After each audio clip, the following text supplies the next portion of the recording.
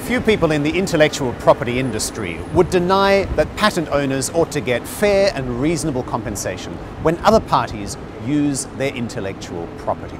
But when we're talking about industry standard-setting patents, there's simply not one book to go by. Everybody has a different view of what fair and reasonable actually means. On the one hand, you have the innovators saying that they ought to get paid more. On the other, you have the implementers who say that in order to avoid royalty stacking, they should have to pay less. So where does the answer lie? We were given this, an adapter to use, because my charger for my phone doesn't work here in the US, so I get this in the pack to use in the US, which is a very useful standard, but not a very complex one. On the contrary, where we have not been able to standardize these between Europe and the US. And the UK for that matter, and the UK right? for that matter, Yes. or Austria or Germany. On the contrary, I brought my Swedish phone, and it works beautifully here. Full performance, full interoperability.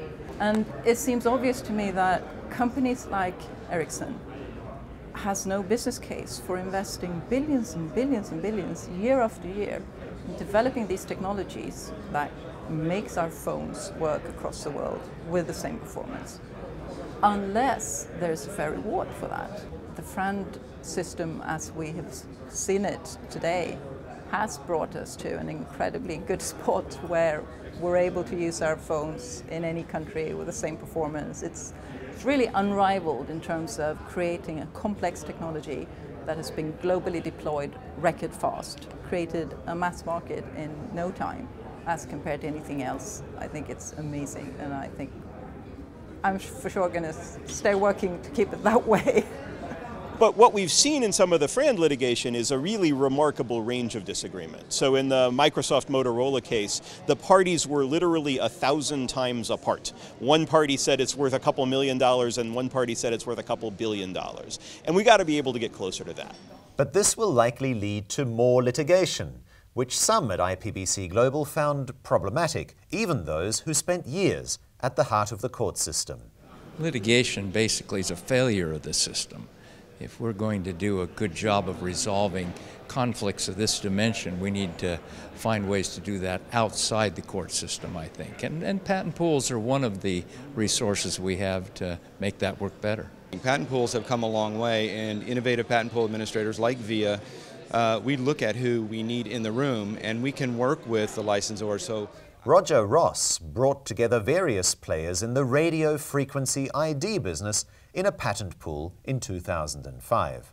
We're actually trying to be in front of dispute resolution. You take a very cost-efficient, very simple agreement. You know that you're getting the same terms as your competitors, so it's transparent, it's efficient, and it's very straightforward. So we would suggest that is a precursor and could help eliminate arbitration and litigation. Arbitration might also not lead to an equitable outcome, because the arbitrator usually tries to find middle ground.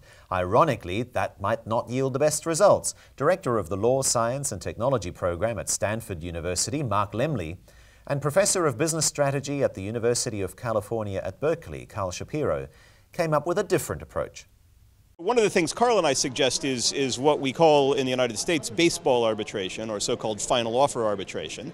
And the idea there is that the arbitrator, instead of trying to find a number in the middle between the parties, has to pick either one side's number or the other's.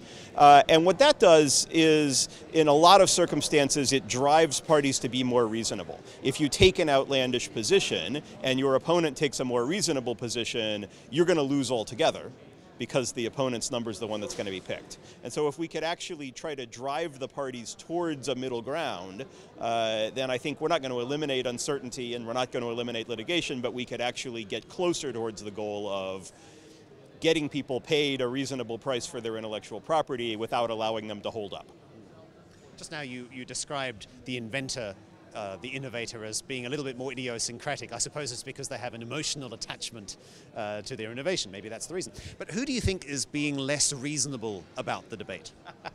Well, you know, I mean, I think there's plenty of unreasonableness to go around, to be honest with you. And it's funny because when Carl and I did this proposal, we got hatred from two sides. We got hatred from the patent owners who said that's unfair, you're taking away our rights, and we also got hatred from the folks who were on the licensee side who said, well, we want to be able to take all the benefits of reasonable and non-discriminatory licensing, but we don't want to actually have to do a deal. We don't want to have to agree to pay whatever the license price turns out to be. We still want to fight in court and so forth. And, you know, there's a lot of money at stake and there's a lot of interests that are cemented on each side, and so I think that's why you see these positions that are so far apart. But I do think the goal of whoever's making the decisions, whether it's the court or an arbitrator, has to be to try to move towards a middle ground that's neither I have you over a barrel because it's a standard and now you have no choice, nor is it, oh, because you committed to a standard setting organization, now people can use it with impunity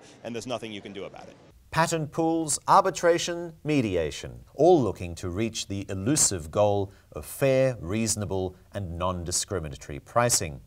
But in an industry built on defending intransigent positions, it's unlikely the scales of justice will ever fully come to rest. Mark Lowdy at IPBC Global in San Francisco.